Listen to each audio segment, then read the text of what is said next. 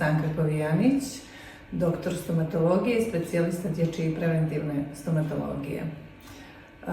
Ovim poslom se bavim 35 godina, a kao privatnik sam već 20 godina. Ovo je moja treća ambulanta. Prva ambulanta otvorena je 2005. Poslije nekih 7-8 godina smo prešli u drugu ambulantu Dentaline i do prije pola godine smo bili na tom mjestu. Posljednjih pola godine se nalazimo u ovom novom prostoru.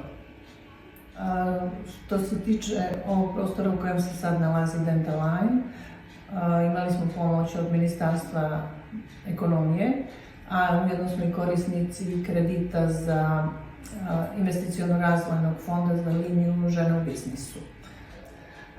Ambulanta Dentaline ima ugovor sklopljen sa Fondom za zdravstveno osiguranje i na taj način određen broj pacijenata je korisnik naših usluga pomoću zdravstvenih knjižica. Osim toga, pomoću Fond za zdravstvo nam je omogućio posjedovanje elektronskih kartona koji nam omogućavaju jednostavniji rad i uvid u istoriju bolesti pacijenta.